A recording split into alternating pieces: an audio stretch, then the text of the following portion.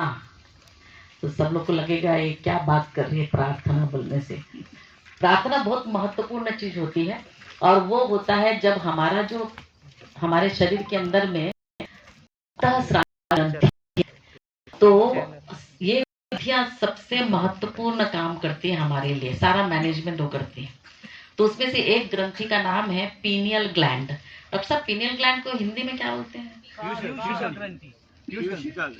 क्या चीज? पीयूषिका ग्रंथि। पीयूषिका। पीयूषिका, ओके, चलो अच्छा, के बहुत दिन से ढूंढ रही थी इसका हिंदी में नाम क्या। तो वो जो ग्लैंड है, वो ग्रंथि जो है, वो आप यदि अपने ब्रेन को मेजर करोगे ऊपर से नीचे, साइड से, सब जगह से, तो उसका जो सबसे सेंटर भाग आता है वहां पर एक चावल के दाने के बराबर है, ठीक है ना। और अभी मुझे पता चला कि ये एक्चुअली मास्टर ग्लैंड है, वो मतलब सबसे महत्वपूर्ण ग्लैंड है। लेकिन हमको स्कूल में क्या सिखाया, मास्टर ग्लैंड क्या है, किसी को याद है? नहीं, मास्टर ग्रंथि जो है वो कौन सी है? पिट्यूटरी। देखो, पिट्यूटरी सिखाया। वो षड्यंत्र का सबसे बड़ा एक भाग है, जो मुझे बहुत समय के बाद जब ये डिटॉक्स करना शुरू करी तब पता चला। ग्लैंड को पिट्यूटरी बोला करता था पहले। Actually pineal gland is the master gland. जो पीनियल ग्लैंड है, जिसको आपने क्या बोला, पीयूषिका। पीयूषिका जो है वो अपना मास्टर है, पर वो मास्टर क्यों नहीं बन सका अभी? उसके पीछे बहुत बड़ा षड्यंत्र है, सारा षड्यंत्र दुनिया का खेल रहे हैं सिर्फ उसी से, क्योंकि उसमें सबसे बड़ी 3 शक्ति होती है। वो 3 में से एक हमको सिखाते हैं, बाकी 2 को सिखाते ही नहीं, इंफॉर्मेशन ही नहीं दिया जाता। तो आप लोग सब लेके जाइएगा। पीयूषी ग्रंथि, फिर से पीयूषिका में 3 काम होते हैं। पहला जो होता है वो मेलाटोनिन नाम की दवा बनाती है। अब मैं कहते हैं जो ग्रंथियां जो स्राव करती है ना, उसको मैं दवा बोलती हूँ, दवा, क्योंकि वो बहुत बड़ा बढ़िया इलाज करती है, इसीलिए, ठीक है ना। तो पहली दवा जो है उसकी होती है मेलाटोनिन।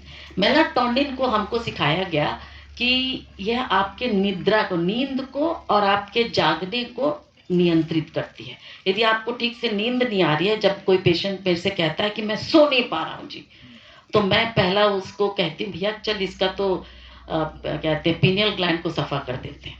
और जैसे वो कुल्ला कर लेता है पर्टिकुलर चीज से, डिटॉक्स वाले से, और दूसरे दिन रहता है, दिन के बाद क्यों आप पीनियल काम करने लगे। तो पहले निद्रा, नींद किसी को आ रही है तो समझ लो पीनियल ग्लैंड में गड़बड़ हो गई, टॉक्सिन बैठ गया है। दूसरा महत्वपूर्ण काम है इसका, वो है कि जितने बाकी स्राव जो होते हैं अंतःस्रावी ग्रंथियों के, उन स्रावों को बैलेंसिंग करना। इसके बारे में भी हम लोग को मेडिकल स्कूल में, नर्सिंग स्कूल में सिखाते हैं, पर थोड़ा थोड़ा सिखाते हैं, एकदम ज्यादा नहीं सिखाते, ज्यादा सीख के तो गड़बड़ हो जाएगा। उसके बाद तीसरा जो महत्वपूर्ण काम है, उससे तो सबसे ज्यादा डर उनको लगता है, वो तीसरा महत्वपूर्ण काम है, ये जो पीनियल ग्लैंड है आपके भौतिक शरीर को आत्मिक शरीर से जोड़ देता है। क्या बात है। और उससे जुड़ गया तो आपका दिमाग कैसा, लेकिन आपको फिर कोई गुलाम ही नहीं कर सकता। तो इसको अटैक करना जरूरी है, और इस चीज को जब अटैक कर देते हैं तो प्रार्थना करना मुश्किल हो जाता है। तो जागते रहने के लिए 5 नियम होते हैं, उसमें सबसे पहला नियम होता है प्रार्थना करो। प्रार्थना में क्या हो रहा है, आप अपने आप को कनेक्ट कर रहे हो। अब उसको आप ईश्वर बोलो, सृष्टिकर्ता बोलो, जो भी है, एक आत्मिक हायर सेल्फ, हाँ, एक हायर सेल्फ, उससे कनेक्ट कर लेते हो तो आपको डाउनलोड मिलना शुरू होता है। और वो कनेक्ट करने के लिए आपको 3 चीजें जरूरी होती हैं। एक होता है इंफॉर्मेशन, जानकारियां, ठीक है ना। यदि आपको कोई जानकारी आधा सच आधा झूठ, आधा सही आधा गलत, आधा अच्छा आधा बुरा के हिसाब से जानकारी मिलेगी तो काम नहीं होता। जब पूरा सोचो, जैसे कि पीनियल ग्लैंड के बारे में अपन को आधा जानकारी मिला, तो हम लोग प्रार्थना करने के लिए खुद प्रार्थना नहीं कर पाते, हमको कोई सामने चाहिए, है ना। तो सामने किसी को चाहिए तो हम अपने लिए कोई मूर्ति बनाएगा, कोई देव बनाएगा, कोई गुरु बनाएगा, सामने रखने की आदत करवा दी। परंतु एक्चुअली क्या है, डायरेक्ट है ये। तो प्रार्थना में क्या होता है, हम क्या कहते हैं, ये पहला तो बोली जानकारी, तो इन्फॉर्मेशन जो है पूरा होना चाहिए। जैसे इन्फॉर्मेशन मिलता है आपको तो आपके विचार डेवलप होते हैं, इसको कहते हैं थॉट्स, विचार। जैसे मैं बोल रही हूँ, साहब जो भी बोल रहा है वो स्टिमुलस है, वो इन्फॉर्मेशन दे रहा है, जानकारी दे रहे हैं, और हम सब जो जो सुन रहे हैं उनके दिमाग में विचार बन रहा है, और जो विचार है वो शक्तिशाली होते हैं। विचार की शक्ति बहुत महत्वपूर्ण होती है, और जिस शक्तिशाली विचार को आगे बढ़ने के लिए चार्जिंग लगती है। बिना चार्ज के कुछ नहीं चलता है, उसमें या तो पॉजिटिव चार्ज होगा या निगेटिव चार्ज होगा। और चार्ज कहाँ से मिलेगा हम लोग को, बताओ कहाँ से मिलेगा चार्ज? जगह है अपने पास, दिया है अपन को ऊपर, आपकी भावना से। क्या बात है, भावना पे हो सकती है, हर एक जो जानकारी आपको मिली है, आप में चल रहे हो, हर बात पॉजिटिव इमोशन से आप कनेक्ट करोगे, आपके दिमाग 5 दवा बन जाता है।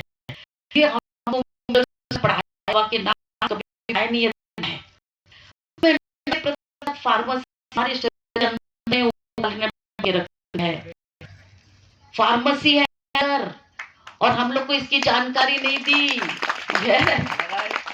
मैं एक छोटी सी बात बता दूं डॉक्टर सुजन के बारे में। WHO के साथ काम करने के बाद इनको पता चला कि पूरा फ्रॉड चल रहा है। जब इन्होंने एड्स पे काम किया कि एड्स वाज अ फ्रॉड, ये सारा समझने के बाद इन्होंने देखा कि उस तरह की ये तो सारा ही खेला है। Sorry thank you very much. Yes yes जी जी बिल्कुल।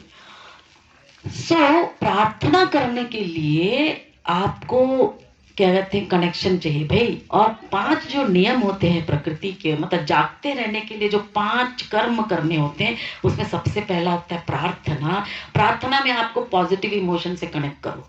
आपके पास जो इन्फॉर्मेशन मिल रहा है, अभी जो भी इन्फॉर्मेशन आपको मिला है, उसको आप अपने विचार में बदलो और उसको पॉजिटिव इमोशन में कनेक्ट करो। पॉजिटिव इमोशन क्या है, आई कैन डू इट, मैं कर सकता, जितने भी है। तो पॉजिटिव इमोशन जैसे आएगा, पॉजिटिव इमोशन आएगा कैसे? कभी कभी मेरे पेशेंट्स पूछे, मैडम ये आएगा कैसे भाई? तो मैं इसको कहती हूँ, गिनो अपनी जितनी अच्छी चीजें हो रही उसको गिनो। जब आप गिनते हो उसको तो आपका सिमुलेशन शुरू हो जाता है। तो हम बोलते हैं जितने भी निगेटिव बातें ना उसे छोड़ दो। हाँ, जो पॉजिटिव हो रहा है, तो मैं सिंपल कहती हूँ, बोल स्टार्ट करो कि आईने के सामने खड़े होके बोलो, thank you God for making me, मेरे को बनाने के लिए धन्यवाद। हाँ, क्योंकि मैं स्पेशल हूँ, मैं खास हूँ, मैं एक में हूँ, मेरे जैसा दूसरा कोई है नहीं, और मैं विजेता हूँ। तो बोलते हैं इसमें का प्रूफ क्या है? हाँ, तो मैं खास हूँ, मैं अपने आप बोल तो सकती हूँ, लेकिन मैं एक में हूँ, इसका प्रूफ क्या है? कोई बता सकता है कि आपके जैसा कोई है ही नहीं। यस, आपका निशाना है अंगूठे का, फिर मैं जो फिंगर पे और पैर में आपके निशान है, आंखों की पुतलियों के निशान है, उसके जैसा कोई है ही नहीं। आप भले करोड़ों करोड़ों लोग दुनिया में पैदा हुए होंगे, आपके और मेरे जैसे कोई है ही नहीं। इसीलिए तो अपने आइडेंटिफिकेशन के लिए फिंगरप्रिंट मांगते। कितना भी आप सिग्नेचर आपका कोई नकल कर लेगा, लेकिन आपका फिंगरप्रिंट नकल नहीं होने वाला जी। तो आप और मैं खास है। तीसरा चीज, आई एम द विनर, मैं विजेता हूं। कैसे बता सकते हो आप विजेता हो? प्रूफ क्या है? You are the winner sperm. Correct. आपने दुनिया की सबसे लंबी मैराथन रेस आपने और मैंने दौड़ी है। मैराथन रेस 24 घंटे से 72 घंटे की थी, और उसमें दौड़ने वाले थे 150 मिलियन से 300 मिलियन। उनमें से हमारी जीत हुई है कि कैसे दौड़े जी? अपने पिता के शरीर से माता के शरीर में जो दौड़ लगाई है, ये छोटी दौड़ नहीं थी आप और मैं। और उसमें जो एक अंडा था, किसी में 2 अंडा रहा होगा तो 2 लोग आ गए। हाँ, लेकिन जो एक अंडा था उसमें पहुंचने वाले आप और मैं थे, कोई नहीं था, बाकी सब मर गए। सबसे बड़ा कंपटीशन, जो स्पर्धा जो है, हमने अपने जिंदगी की वहां खेल ली। अब कोई स्पर्धा नहीं है। जब यहाँ आते हैं ना तो सबके सब विनर हैं। यहाँ पर क्या होना चाहिए? सिर्फ समन्वय, नो स्पर्धा। हम एक दूसरे के साथ में समन्वय। बस आप इतना मिरर के आईने के सामने खड़े होकर खुद को देख के ईश्वर को धन्यवाद दो यार, आपका खुल जाएगा। इसको कहते प्रार्थना। प्रार्थना में धन्यवाद, धन्यवाद में आपको दर्शन मिलने लगेगा जी। और उसके बाद दूसरा कर्म हमको करना है जागते रहने के लिए, वो है प्रकृति के नियम का पालन। प्रकृति में नियम है, ठीक है ना, उसका पालन कर लो। नया नियम कुछ बनाने का नहीं, जो भी नया नियम बनाना है सब प्रकृति के नियम के अनुसार होना चाहिए बस। जिसने भी अलग से कोई नियम बनाया है वो सिर्फ एक काम के लिए कि आपसे गुलामी करवाए। आपको गलत इन्फॉर्मेशन देंगे, आधा इन्फॉर्मेशन आधी जानकारी, और बोलेंगे हमारी ही सुनो, मैं जो बोलूं वही सही। नहीं भाई नहीं, प्रकृति के नियम का पालन करने के लिए हमें सिखाना पड़ेगा अपने जनरेशन को कि प्रकृति का नियम है क्या चीज। उसके बाद तीसरा है विविधता में एकता के साथ जीना। जागते रहने के लिए जरूरी है विविधता में एकता। हम अलग रंग के हो सकते हैं, अलग दिख रहे हैं, हमारे फिंगरप्रिंट सब अलग अलग हैं यार, लेकिन हम एक होके जी सकते हैं। एक किस में होने का है, किस बात में एक होना चाहिए, वो भी तो चाहिए ना। बातें तो बहुत सारी हैं, अलग अलग अलग अलग विचार बहुत अलग अलग है, पर एक चीज में हम लोग सब एक हो सकते हैं। कोई बता सकता है किसमें एक होना चाहिए? अच्छाई, अच्छाई में। और वो अच्छाई है क्या चीज? हाँ, जीवन दर्शन। ओके, पर दर्शन अलग अलग चीज मिलता है, लोगों को अलग अलग टैलेंट है यार। सोच, कौन सा वाला सोच? मानवता। यस यस यस, बहुत अच्छा, बहुत बढ़िया, आपने बहुत सारी चीजें ठीक कही है। मैं आपको एक और ऐसी चीज बताती हूँ जिसको यदि आप चैलेंज करना चाहते हैं तो कर लेना, लेकिन मुझे तो अभी तक वो ठीक लगा है, ठीक है ना। मुझे लग रहा है कि एक ऐसी चीज है जिसमें हम सबको यूनाइट हो सकते हैं, एक हो सकते हैं। वो है जो हमारे बाप दादों ने भी कहा, मतलब प्री वैदिक काल, मतलब पूर्व वैदिक काल के जो हमारे पूर्वज ने, उन्होंने हमसे कहा था, ठीक है ना। वो मैं नहीं कह रही हूँ, जब मेरे को पता चला अरे उन्होंने कहा, जब मुझे पता चला अरे उन्होंने कहा, तो मैंने और उसके ऊपर खोज करी तो बहुत सही लगा मुझे। उन्होंने कहा कि एक ही चीज है जिसमें सबको यूनाइट होना है, वो है स्वास्थ्य। ठीक लगे? स्वास्थ्य। अब आप कितना दुनिया में अलग काम कर लो, कितने पैसे कमा लो, कितने नाम कमा लो, सब कमा लो, जिस दिन आपका स्वास्थ्य गड़बड़ हो गया तो सब छोड़ के स्वास्थ्य के पीछे आना पड़ता है, ठीक है ना। स्वास्थ्य सही तो क्या होगा, आपका समृद्धि और आपका समाधान बना रहेगा, टिकेगा, सस्टेनेबल होगा। देखो यूनाइटेड नेशन सस्टेनेबल गोल लेके आ रहा है। हाँ, सस्टेनेबिलिटी प्रकृति का नियम है। प्रकृति अपने नियम में सस्टेनेबिलिटी मतलब स्थायित्व तो कैसे लाती है, चक्र या तिकोने से। हर चीज चक्र में होना चाहिए, लीनियर हो गया तो बर्बाद हो जाएगा, कचरा बन जाएगा, ठीक है ना। तो विविधता में एकता। एकता किस चीज में है, वो हमारा स्वास्थ्य। स्वास्थ्य है तो समृद्धि और समाधान टिका रहेगा, नहीं तो स्वास्थ्य गड़बड़ हुआ तो सारी समृद्धि उसको लाने के लिए आ जाएगी। इसलिए मेरे पास जब पेशेंट आते हैं तो मैं पहले पूछती हूँ, अच्छा ये बताइए आपका कौन सा दर्द है जिसकी वजह से आपको मेरी जरूरत पड़ी। हाँ? मैं कहती हूँ कि भाई मेरे पास दर्द से एक ही बार आना, हाँ, दोबारा आओगे तो मैं इलाज नहीं करने वाली, इसलिए बैठ के सुनो मेरा पूरा लेक्चर। हाँ, कई बार कई लोग, मेरे बच्चे लोग कभी बोलते इतना लंबा लेक्चर मारने की क्या जरूरत है, सब पेशेंट लोगों को, दूसरे लोग ऐसा नहीं मारते, सब डॉक्टर लोग ऐसे ट्रीट करके भेजते। मैं बोली तुम्हारी अम्मा अलग है। हाँ, हर एक के साथ में उतना ही टाइम स्पेंड करती हूँ, एक एक घंटा। हाँ, काहे के लिए, आगे को फिर से पेशेंट बन के नहीं आना। हाँ। क्यों नहीं आना भाई, तुम्हारे शरीर के अंदर में ऊपर वाले ने फार्मेसी दे दिया, डॉक्टर साहब तुम्हारे अंदर है, अब तुमको कोई बताया नहीं उसलिए बीमार पड़ रहा है, ठीक है ना। अब तुमको पता चल गया तो बीमारी की जरूरत ही नहीं है।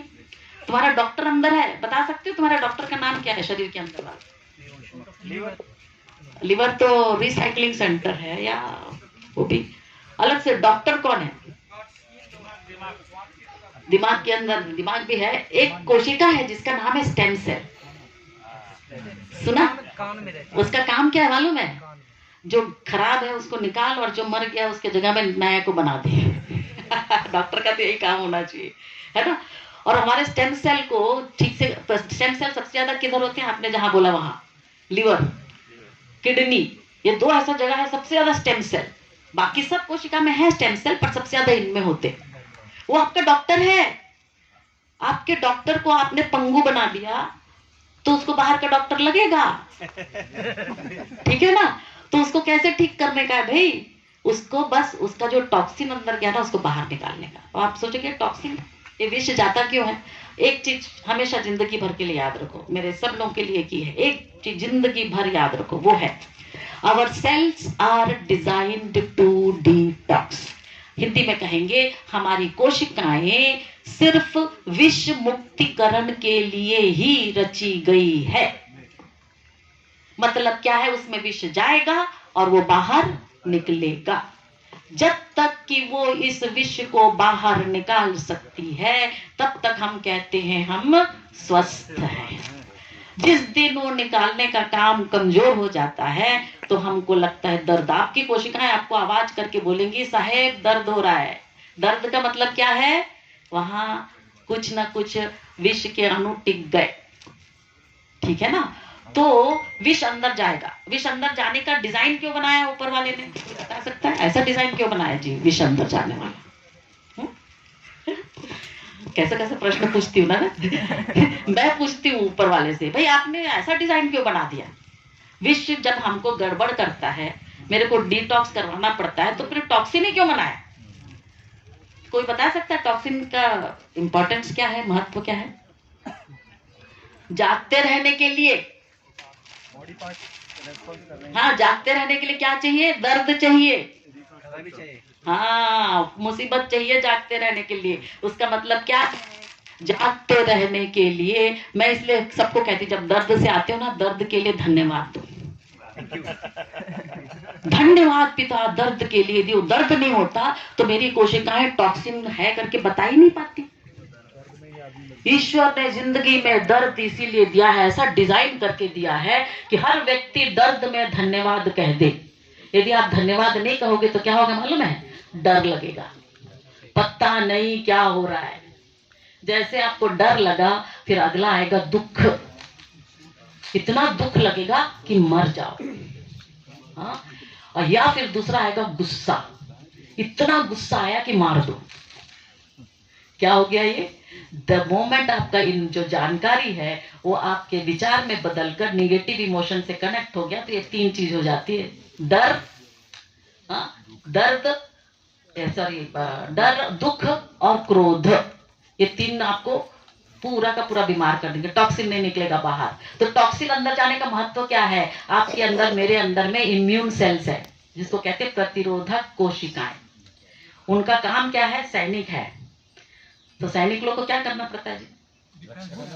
हमेशा तैयार रहना पड़ता है, जागते रहना पड़ता है, हाँ? तो कोई दुश्मन ही नहीं आ रहा है तो क्या करें? तो क्या करते हैं? उन लोग से दुश्मन नहीं आते तो हमारे सैनिक से क्या काम करवाते हैं? फोकट में बैठाते नहीं है उनको, व्यायाम करवाना पड़ता है, कूदो, करना पड़ता है काम जबरदस्ती। सामने वाले को दुश्मन समझ के पीटो उसको, ठीक है ना? ये करना पड़ता है। वैसे ही हमारे शरीर के अंदर के जो सैनिक है ना, उनके पास ये विष के अणु को रोज जाना पड़ता है, तब वो जागते रहेंगे और वो आपको तैयार रखेंगे बाहर निकालने का।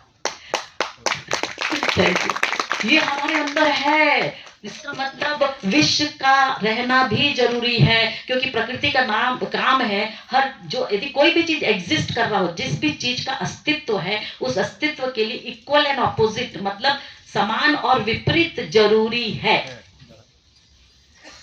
नहीं तो नहीं हो तो कोई चीज अस्तित्व ही नहीं रहती, सब ऊर्जा में बदल जाती। ऊर्जा क्या है? जिसका ना तो आप बना सकते हो, ना तो उसको सृष्टि कर सकते हो, ना ही उसको खत्म कर सकते हो। उसको सिर्फ रूप बदल सकते हो। जो हम लोग बैठे ना एक दूसरे से बैठ के बात कर रहे हैं, हम ऊर्जा के रूप में बदले हुए लोग हैं। और हमको अभी क्या करना है? मजा करना है। लाइफ में, जिंदगी में हमें सिर्फ एक ही काम है कि अपना स्वास्थ्य बनाए रखो, समृद्धि और समाधान से मजा करो।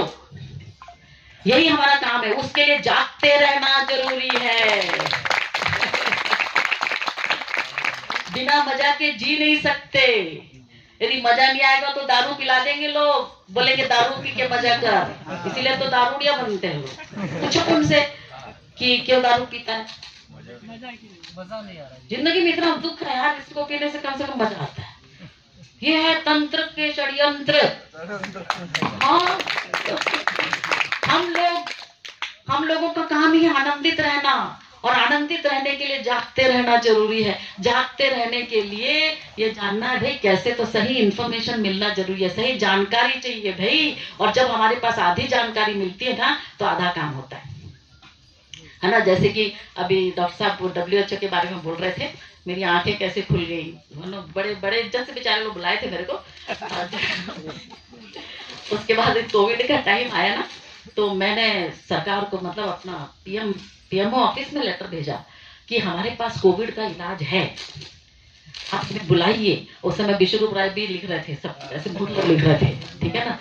तो मैंने बोला 15-20 दिन हो गया कोविड कर रहे हैं, लोग जवाब ही नहीं दे रहे हैं। तो मैंने पूछवाया जिसके थ्रू भेजी थी, क्या हुआ? बोलते अरे PMO ऑफिस में बोलते हैं तुम्हारे जैसे हजारों आते हैं। अच्छा, तो फिर मैं बोली उनको बोलो ना, हजारों को बुला लो, सबका टेस्ट करके देखो, जिसका काम करेगा उसका लोगों को दे दो, काहे के लिए कोविड से डरने का, जिसका नहीं काम करा उसको जेल में डाल दे। बोलते ऐसा थोड़ी होता है।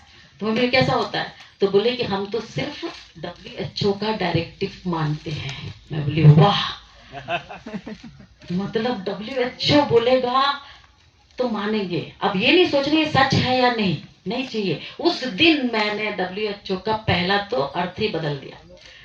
वर्ल्ड हेल्थ नहीं है वो, वर्ल्ड हेल्थ ऑर्गेनाइजेशन, ठीक है ना। आपको डराना, आपको दुखी करना और आपके बीच में लड़ाई करवाना, यही उनका काम। वो खत्म कर दिया मैंने वहां। अब हेल्थ का डेफिनेशन, फिर मेरे को बहुत गुस्सा आया। मैं बोली यार ये लोग बड़ा हेल्थ करते हैं, लेकिन आज हम लोग सबसे महायुद्ध और महामारी यही दो के बीच में जी रहे हैं। तो उसका कारण क्या है? तो पता चला डेफिनेशन, मतलब कोई भी लक्ष्य पे आपको पहुंचना है तो पहले उसकी परिभाषा सही होनी चाहिए। करेक्ट? मुझे कहाँ पहुंचना है, कैसे पहुंचना है, परिभाषा। जो डेफिनेशन होता है उसका डेफिनेशन होना चाहिए। परिभाषा क्या है? शब्दों का ऐसा गोलमाल हम ऐसा करते हैं कि हमको हमारा लक्ष्य दिखाई दे। करेक्ट? उसके बाद क्या दिखाई दे? उसके बाद क्या होता है? उस लक्ष्य पे पहुंचने के लिए दिशा चाहिए। दिशा उत्तर में है तो मैं उत्तर की तरफ जाऊं, दक्षिण में जाऊंगी तो नहीं मिलेगा वो लक्ष्य, ठीक है। और तीसरी बात होती है उसी दिशा में रास्ता बनाना। या तो देखो पहले से रास्ता है, नहीं हो तो रास्ता बनाओ। ये तीन जरूरी है। तो हम लोग कौन से लक्ष्य में पहुंचे हैं? जहां महामारी है और महायुद्ध, मतलब विश्व स्वास्थ्य संगठन हमको स्वास्थ्य नहीं दे पा रही है यार। हम तो बीमारी के पीछे हैं, हर साल नई बीमारी लेके आ रहे हैं। ये तो नहीं हो सकता। तो मैंने क्या किया, डेफिनेशन को देखा। तो डेफिनेशन ऐसा है, आप देखना वर्ल्ड हेल्थ ऑर्गेनाइजेशन ने जो हेल्थ का डेफिनेशन परिभाषा दिया है ना, एकदम सुनने में कितना अच्छा लगता है। वाह वाह क्या बनाया परिभाषा। पर लक्ष्य कौन सा पहुंच रहे हैं? बीमारी और महामारी। गड़बड़ है। तो मैंने परिभाषा ही बदल दी। मैंने नया परिभाषा बना दिया। एक बार कहते हैं, हिंदी अंग्रेजी दोनों में बोलती हूँ। हेल्थ इज एन इंडिकेटर, मतलब स्वास्थ्य एक ऐसा संकेत है of our behaviour with our environment. हमारा जो व्यवहार है, हमारा स्वभाव हमारे पर्यावरण के साथ जो है उसका संकेत है। और restoration of your self healing system, हमारे कोशिका के अंदर की स्व उपचार करने की क्षमता को पुनः जागृत करना।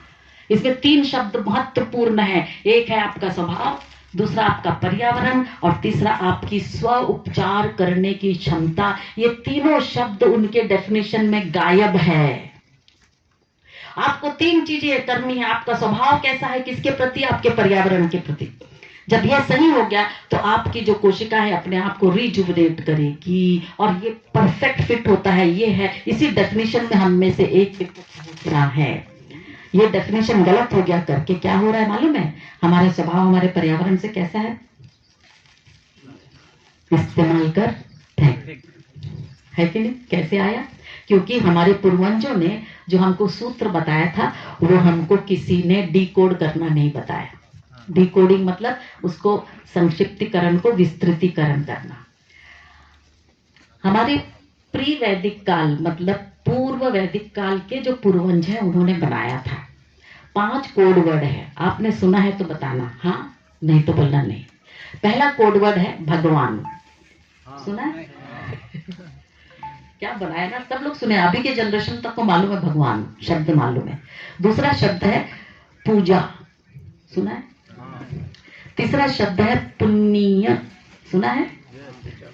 पांचवा है चौथा है अपूजा, नहीं सुना होगा ना ज्यादा, पूजा का उल्टा अपूजा। और पांचवा है पाप, सुना है ना? और उन्होंने क्या बोला, याद रखने के लिए जो बहुत बहुत बड़ा ज्ञान होता है ना उसको संक्षिप्तीकरण करके फिर याद रखना पड़ता है और उसको एक पीढ़ी से दूसरे पीढ़ी तक देना होता है। तो उन्होंने बोला ऐसे याद करना, भगवान की पूजा कर तो पुण्य हो, अपूजा तो पाप। हम में से सबको मालूम है, मैं जितने लोगों से बात करती, जितने भी मेरे पेशेंट उत्तर दक्षिण पूर्व पश्चिम इंडिया से भारत से आए हैं, तो उन्होंने 5 शब्द सुना है, सिर्फ अपूजा को कम सुना है बस, पर अर्थ को कैसे। और उन्होंने बोला इसका विस्तृतीकरण करने के लिए नियम बनेगा, नियम को कहते हैं रीति, करेक्ट ना, रीति नियम। और उस नियम को नियंत्रित, जब भी नियम बनाते तो नियंत्रित करना होता है, तो उसको नियंत्रण करने के लिए रिवाज, रीति रिवाज। और जब आप नियम को नियंत्रित करते हो तो उसका संतुलन बन जाता है। यदि रीति मतलब जब नियम नियंत्रित नहीं होगा तो संतुलन नहीं बनेगा, नियम नियंत्रित होता है तो संतुलन बनता है, और वो संतुलन है त्योहार। क्या बात है यार, मैं बोली इन लोगों ने अपन को रीति रिवाज और त्योहार इसलिए बनाने बोला कि ये 5 शब्द को डिकोड करो, पर वहीं पर गड़बड़ हो गई, अपूजा और पाप हो गया। अब कैसे है, ध्यान से सुनना, शाम को फिर से हम लोग करेंगे तब उत्तर भी देना। भगवान का फुल फॉर्म पूरा पूर्ण जो विस्तृतीकरण है किसको मालूम है? या बोलिए। भ यानी भूमि, यस। ग यानी गगन, गगन। व यानी वायु, यस। न यानी नीर पानी, अ से क्या हुआ? आकाश, आकाश, ग से गगन, अग्नि, अ से अग्नि, न से नीर। Very good. भ ग व में आ की मात्रा अ आणि न। क्या बनाया यार, हम लोग को भगवान मतलब ईश्वर बता दिया, और असली अर्थ था भूमि गगन वायु अग्नि नीर, soil space air fire water, 5 तत्व। अरे बाप रे, मेरा तो दिमाग फट गया जिस दिन मैंने ये समझा। अपने कहते हैं डॉक्टर, जिसको वाटरमैन बोलते हैं ना, अपने डॉक्टर साहब है ना, पानी वाटरमैन, हाँ राजस्थान से, कैसा उसका नाम? ईश्वर करके कुछ नहीं ईश्वर नहीं। और तो वो डॉक्टर साहब के पास मैं एक बार गई थी उनका कुछ ट्रेनिंग में, उस दिन मेरे को पहली बार पता चला भगवान का मतलब भूमि गगन वायु अग्नि नीर है। तो मैंने बोला ऊपर वाले फिर बाकी का क्या है? पूजा। हाँ, पूजा क्या है फिर? उसका भी ऐसा अर्थ मिला, मालूम है? पू मतलब पूर्ण जानकारी का जप, और जब पूर्ण जानकारी मिले तो उसकी जिम्मेदारी ले। पूर्ण जानकारी और जिम्मेदारी है पूजा। तो पुजारी का काम क्या है? देना। उतना ही नहीं, हिसाब भी ले। जब हम लोग एक साथ मिलके जाते हैं ना मंदिर में, मस्जिद में, गिरजा घर में, इसका काम क्या है? सारे मुल्ला और पास्टर और पुजारी, इन लोग का एक ही काम है, पूछना कि सब लोग मिलके आ गए, आपकी भूमि और गगन कैसा है, कितना प्रदूषण है उसमें, इसका हिसाब लेना है पुजारी का काम। अरे उनको बेचारों को नहीं सिखाया है। हवन और हवन कुंड क्या है? वो आपके शरीर के अंदर, कोशिका के अंदर की माइटोकॉन्ड्रिया है, जहां पर हर श्वास आप ले रहे हो तो हवन हो रहा है। क्या बात है।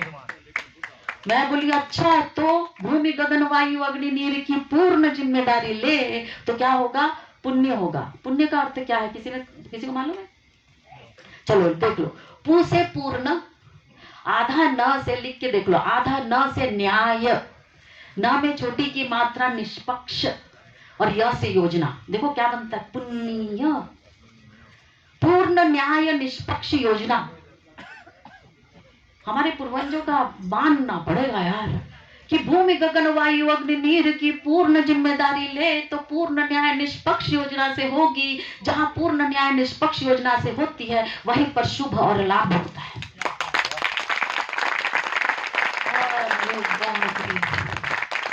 पूर्ण मतलब शुभ और लाभ त्योहार में मनाते हैं हम लोग, और अपने त्योहार में सब जगह लिख के रखते हैं, करेक्ट ना? शुभ लाभ। किसी का जन्मदिन मनाते हैं, शुभ लाभ। किसी की शादी हो रही है, शुभ लाभ। अपन को पता ही नहीं कि इतना करने के बाद शुभ लाभ होता है। हाँ, और शुभ में स्वास्थ्य है और लाभ में समृद्धि। अब मैं स्वास्थ्य का भी बताऊंगी, पर मेरे को उसमें आ जाने दो। अपूजा, अपूजा का अर्थ किसी को मालूम है? अपूर्ण जिम्मेदारी। अपूर्ण जिम्मेदारी मतलब आधा सच आधा झूठ। मालूम है, जितने लोग हमको कंट्रोल करना चाहते हैं वो हमको हमेशा आधा सच देते हैं, हमेशा। आप डॉक्टर साहब वो फैमिली के बारे में बोल रहे थे ना, गुलामी करने के लिए सबसे बढ़िया है कि आधा सच दो। पूरा सच दोगे तो नहीं कर सकते गुलामी। और उसके बाद आधा सच आधा झूठ, आधा अच्छा आधा बुरा, तो क्या हो गया? मुंह में राम बगल में छुरी। जब भी कोई चीज आधा मिला तो वहां पर होता है पाखंड। जहां पाखंड है वहां 100% अन्याय भी होगा, पक्षपात भी होगा। तो पाखंड का प, अन्याय का अ, पक्षपात का प, क्या बन गया? यस, प अ प, पाप। अरे ये पाप है। और जहां पर अन्याय पक्षपात होगा वहां पर इस्तेमाल कर और फेंक स्वभाव आएगा 100%। हम इंसान को इस्तेमाल करके फेंकते हैं तो क्या होगा? गरीबी, अनाथपन, वैश्यावृत्ति और अपराधी दुनिया बन जाएगी। और जब अपराधी दुनिया बन गई तो रिश्ते, मनमुटाव, फिर दुश्मनी, लड़ाई, फिर युद्ध। हमारे इतिहास में हम लोग को तो दोस्ती से ज्यादा युद्ध के बारे में बताते हैं, ताकि ब्रेन तैयार हो जाए। वैसे yes। समाज में प्रेम से कोई जीते हैं उसकी ज्यादा कहानी नहीं है, पर सबसे ज्यादा युद्ध की है। इंफॉर्मेशन, जानकारी कैसे मिल रहा है, पूरा का पूरा एजुकेशन सिस्टम में मैं देखी घोटाला है। डॉक्टर साहब एजुकेशन सिस्टम में कुछ कर नहीं पा रहे हैं, ये पूरा घोटाला। उसमें सारी इंफॉर्मेशन आपको आधा वाला दे रहे हैं, पर सारी हिस्ट्री जो इतिहास है वो इतिहास नहीं है, जैसा है वैसा नहीं है, आधा सच है। तो क्या होगा भाई? लड़ाई होगी। धर्म की बात बोलते हैं। मेरे से एक बार, मैं राजस्थान में थी तो हम लोग क्रिश्चियन कम्युनिटी वाले हैं, तो वहां पर हम लोग बहुत सारे अनाथ बच्चों की सेवा हुआ करते हैं। तो आरएसएस वाले वहां पर आ गए थे, बोले कि आप लोग है ना इन लोग अनाथ लोग को ईसाई बना रहे हो, ठीक है ना, इसीलिए तुम लोग ऐसा कर रहे हो। तो मैं तो उस समय में थी, पुलिस वालों के पास जाना पड़ा। तो पुलिस वाले बोलते हैं आपके ऊपर आरोप है कि आप धर्म परिवर्तन कर रहे हैं। तो मैंने बोले यार साहब, धर्म कभी परिवर्तित होता है क्या? ऐसा कैसा? मैं बोली धर्म कभी परिवर्तित करके देखो क्या बनेगा। तो बोलते क्या बनेगा? मैं बोली अधर्म।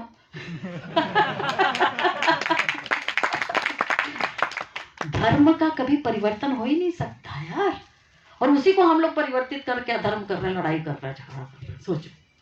हाँ, और दूसरा है वस्तु को इस्तेमाल करके फेंकोगे तो क्या होगा? भूमि, जल, वायु सब प्रदूषित हो जाएंगे, और प्रदूषण आपके कोशिकाओं में एक्सेस टॉक्सिन मतलब ज्यादा विष के अणु के रूप में घुसेंगे और आप बीमार हो जाओगे। तो लड़ाई और बीमारी ये दोनों शैतानी तंत्र के षड्यंत्र हैं, उसका संकेत है। जहां लड़ाई हुई तो क्या करना है? मिटाना है यार। गले लगो, माफी मांगो, चल एक दूसरे के लिए काम करो, खत्म करो। और जहां बीमारी हुई डिटॉक्स करो। ये दो चीज, करेक्ट ना? फिर मरने के लिए सिर्फ दो ही कारण चाहिए। देखो ऐसा है कि कोई लोग जो चिरंजीव, हम लोग को बहुत चिरंजीव रहने की इच्छा तो है, ठीक है ना। अपने वेडिंग कार्ड वगैरह में चिरंजीव सो एंड सो लिखने से चिरंजीव तो बने नहीं है फिलहाल। अभी तो हम लोग इसी दुनिया में हैं जहां चिरंजीव नहीं हो पा रहा है ये शरीर, ठीक है ना। तो मरना तो पड़ेगा अभी तक। तो कौन सा कारण होना चाहिए मरने का? मरने के लिए सिर्फ दो कारण होना चाहिए। एक है बुढ़ापा। कितना बुढ़ापा? कम से कम 100-120 साल तक तो कर सकते हैं, डिटॉक्स करोगे तो कर सकते हो उतना, ठीक है ना। और दूसरा है एडवेंचर मतलब साहसी काम करते समय एक्सीडेंट हो गया तो चलते रहो, दोनों में मजा है। मतलब जीते हैं तो भी मजा करके जीने का है, आनंदित होके जीने का है, मरने में भी आनंद होना चाहिए। इसीलिए कहा है जहां शुभ है वहां स्वास्थ्य है। मालूम है, मेरे को नहीं मालूम था स्वास्थ्य भी कोड वर्ड है। हम तो मेडिकल वर्ल्ड से आए, हमको नहीं सिखाया स्वास्थ्य कोड वर्ड है। हिंदी में बढ़िया बनता है उसका। स्व मतलब स्वयं, स्थ मतलब स्थिर, स्वयं को स्थिर करना स्वास्थ्य। बोले अरे वाह यार, फिर स्वयं को स्थिर कैसे करें? बोले फिर 5 कर्म। हाँ, पहले वाला 5 कर्म जागते रहो के लिए बताई थी। कहाँ प्रार्थना करो, जैसे अपने कहते हैं प्रकृति के नियम का पालन करो, विविधता में एकता के साथ जियो, और उसके बाद में क्या कहते हैं सत्य पर खड़े रहने का दम रखो, और तब जाके दुष्ट को दंड मिलेगा। दुष्ट को दंड मिलना चाहिए, ठीक है। दुष्ट कौन होता है? जो जानबूझ के हाँ पाप करता है। पाप क्या है? पाखंड, अन्याय, पक्षपात, ये दुष्ट है। उसको सब बताने के बाद भी दुष्टता करता है। Thank you. दुष्टता की बात कहते हैं तो मेरे को उनकी याद आती है। अपने एक राजा हुआ करते थे ना, जो 14 बार मोहम्मद गोरी को माफ किए थे। मुझे बहुत से लोग दुष्ट बोलते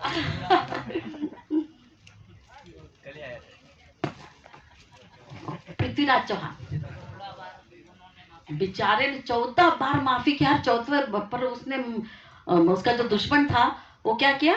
उसको ले जाके सताया। उधर क्या होता है? दुष्ट को टाइम पे दंड देना जरूरी है, माफी जरूरी है, ठीक है ना। माफी होती है तो दिल जुड़ जाता है।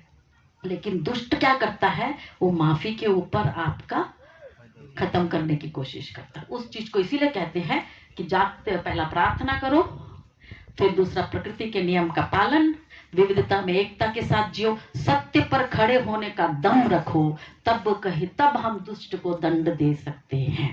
अब मैं स्वास्थ्य का 5 कर्म बता के खत्म करती हूँ, ताकि हमारे पूर्वज ने जो बताया है वो पूरा हो जाए, ठीक है ना। स्वास्थ्य के बारे में स्वयं को स्थिर करने के लिए 5 कर्म। पहला कर्म है सेहत। तो मुझे पहले लगता था स्वास्थ्य और सेहत एक है, जब से ऐसा बताया तब से पता चल के थोड़ा अलग है। स्वयं को स्थिर करने के लिए सेहत, तो सेहत के लिए हम 7 डिटॉक्स सिस्टम बता देते हैं। चलो हम आपको सिखाएंगे बाद में, ठीक है। दूसरा है संबंध, ये बताना जरूरी है। यहाँ पर संबंध सिर्फ 2 ही होते हैं। कोई बता सकता है कौन से 2 संबंध होते हैं? रिश्ते सिर्फ 2 ही होते हैं। आप बोलोगे इतने चाचा मामा इतना सारा रिश्ता बना के रखा है, वो क्या नहीं है रिश्ते? कौन कौन सा? प्रकृति के साथ, और उसको कौन से शब्दों में ढलाएंगे? या और दूसरा जन्म मृत्यु, ओके। प्यार नफरत, ओके। चलो मैं सब चीज को घुमा के 2 शब्द में डालती हूँ। रिश्ते सिर्फ 2 ही होते हैं। एक होता है गुलामी का रिश्ता, और दूसरा है दोस्ती का। ठीक लगा है ना? सब इसमें आ गया, गुलामी और दोस्ती। आपके हम में से एक के पास माइंड द मास्टर, मतलब हमारा जो मन है वो मालिक है, और इसकी सेवा करने के लिए कितने सेवक हैं? 50 ट्रिलियन। 50 ट्रिलियन कितने होंगे सर? 5 के कहते हैं कोई भी अंक के पीछे 5 के पीछे 18 शून्य लगा दो, क्योंकि मेरे को भी गिनती करना नहीं आ रहा था, तो मैंने पूछा कितना शून्य? बोले 18 शून्य। तो 5 के पीछे 18 शून्य लगा लो। उतने ट्रिलियन कोशिकाएं हमारे पास है, 5 ट्रिलियन। और ये पूरे 5 ट्रिलियन कोशिकाएं आपकी सेवक हैं। किसकी सेवक? आपके मन के मालिक की सेवक है। और ये सेवक के साथ में मन का मालिक या तो गुलामी का रिश्ता रख सकता है या दोस्ती का, दोनों में से। और हमको बचपन से क्या सिखाया? मालिक और सेवक के बीच में कौन सा रिश्ता होता है? सिर्फ गुलामी। हमको नहीं सिखाया दोस्ती कर सकते हैं दोनों। तो क्या हुआ?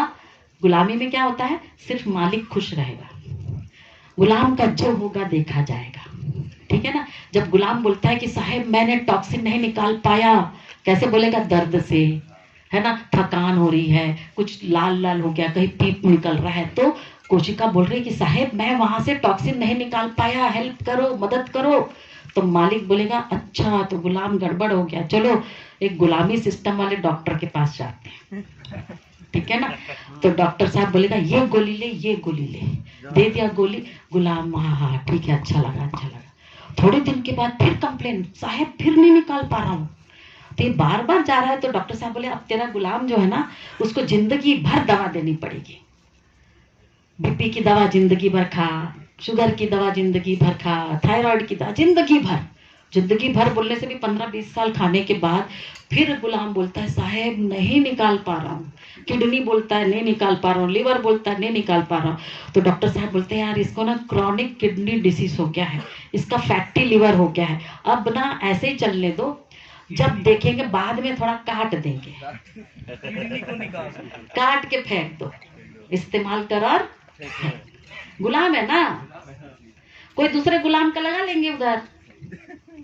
ये सिस्टम है गुलामी का।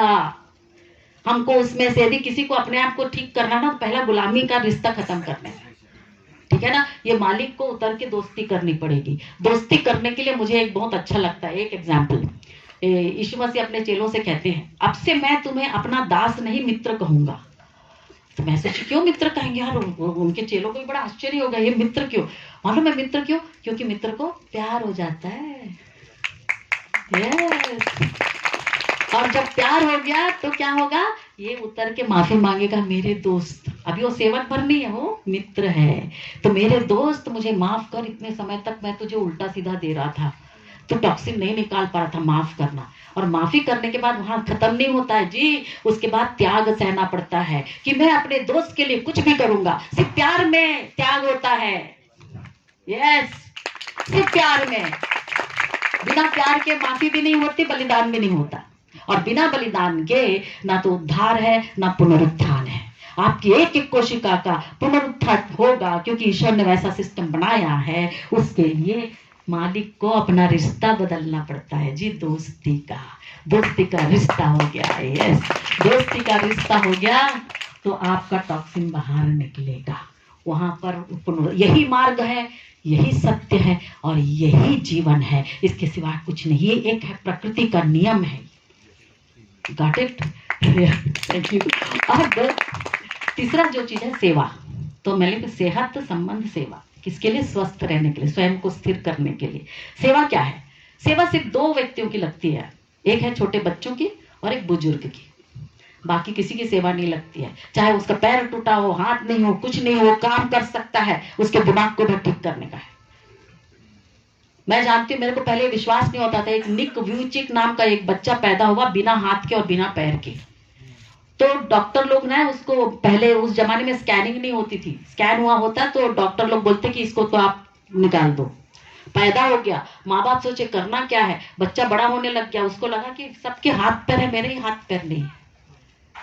तो उसके माँ बाप ने उसको सिखाना शुरू किया, बेटा जो ईश्वर ने दिया ना उससे काम कर सकते हो। इतू तो टूटे जैसे पैर है, उससे चलने लगाओ। उसको गाड़ी बना के दिया। उसका सिर्फ क्या चेंज किया? दिमाग चेंज किया। आज वो विश्व का सबसे बड़ा मोटिवेटर है। निक वुइचिक, जाके देखो। उसको देखने के बाद मुझे लगा यार अपने पास सब चीज है, काहे का बहाना।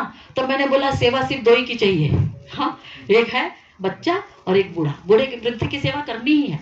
और ये तीन चीज मतलब सेहत संबंध सेवा हमेशा करते रहना है। इसके लिए व्यवस्था चाहिए। उस व्यवस्था को कहते हैं सत्ता, जहां आपको नियम बनाना है, नियंत्रित करोगे और उसको आप संतुलित करोगे। उसी के लिए रीति रिवाज और त्योहार हैं। नहीं तो बाकी सारे रीति रिवाज त्योहार हम मना रहे हैं ना, उसको अब बदलना है। जनता सरकार मोर्चा बदल दो सारे रीति रिवाज को। जितने त्योहार हम लोग मनाते हैं, जितने त्योहार मनाते हैं, उसका एक ही कारण है, डिटॉक्स। जितनी व्यवस्था हम दुनिया में बनाते हैं, जितने आप राजनीति बोलो, कोई नीति बोलो, कोई भी नीति बनाओ, उसका एक ही उद्देश्य है, वो है स्वास्थ्य। पीरियड। यदि वो स्वास्थ्य को नहीं ला सकता है तो वो पाखंड है, उसमें अन्याय और पक्षपात होता रहेगा। वो आपका रिश्ता गुलामी में बदल जाएगा। और हमें गुलामी में नहीं जीना है, क्योंकि हम आजाद पैदा हुए हैं। तो हमारे बाप दादों ने जो बताया क्या है, भगवान की पूजा कर पुण्य होगा, अपूजा तो पाप। उसका एक ही एक उद्देश्य है भाई, इस्तेमाल करके मत फेंक। और हम लोग वस्तु का इस्तेमाल करके फेंक के क्या किए? केवल रोग नहीं, देखो चारों तरफ कचरा। कचरा क्या है? वो हमारा कच्चा माल है। जब हम अपने माल को कचरा बना के फेंकते हैं तो गरीबी तो होनी है ना। वो पैसा गया ना, तुम्हारी मेहनत का था वो। तो मैं चाहती हूँ जनता सरकार मोर्चा लिखना इसमें भी सोचे हम शून्य कचरा कर सकते हैं।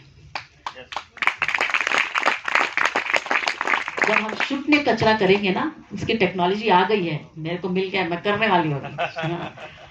ऐसी टेक्नोलॉजी है जिसमें पैसा कमाओ, फैक्ट्री लगा के, मतलब हम लोगों ने गिनती कर लिया, कम से कम 6000 डंपिंग यार्ड को हमने गिनती कर लिया।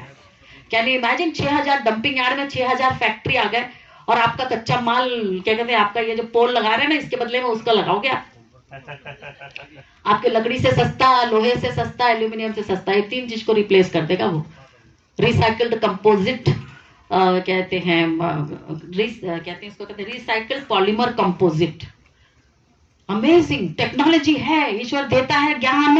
हम लोग शून्य कचरा कर सकते। जिस दिन शून्य कचरा होगा उस दिन शून्य लंबी बीमारी हो जाएगी, और उस दिन शून्य लंबी लड़ाई छोटी मोटी होती है यार, आके गले लगा के ठीक करो, खत्म करो, और उसके बाद में शून्य बेरोजगारी हो जाएगी।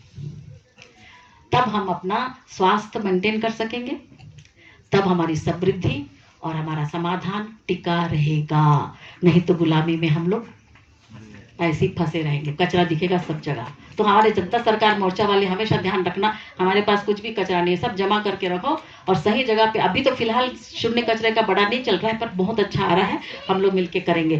Thank you very much. तो हमारे बाप दादा ने सिखाया वो क्या है, भगवान की पूजा कर तो पुण्य होगा, अपूजा तो पाप। उसका अर्थ निकालने के लिए रीति रिवाज और त्योहार को बदलना पड़ेगा। हाँ, उसका पूरा मतलब क्या हुआ है, भूमि गगन वायु अग्नि नीर की पूर्ण जिम्मेदारी ले तो पूजा हो गई। तो क्या होगा, पूर्ण न्याय निष्पक्ष योजना से होगी। जहां पूर्ण न्याय निष्पक्ष योजना से होती है वहां पर क्या होगा, शुभ और लाभ होगा। शुभ में स्वास्थ्य है, लाभ में समृद्धि है। अपूजा मतलब अपूर्ण जिम्मेदारी से पाखंड, अन्याय और पक्षपात होगा। हमारे आने वाले सारे जनरेशन को इसका फुल फॉर्म मालूम होना चाहिए, तभी हम समझेंगे कि रीति रिवाज सही चल रहा है, तब त्योहार मनाने का अधिकार है। इसीलिए मैं कोई त्योहार मनाती ही नहीं, जब तक शून्य कचरा नहीं होगा ना त्योहार नहीं मनाती। Thank you very much. बहुत धन्यवाद।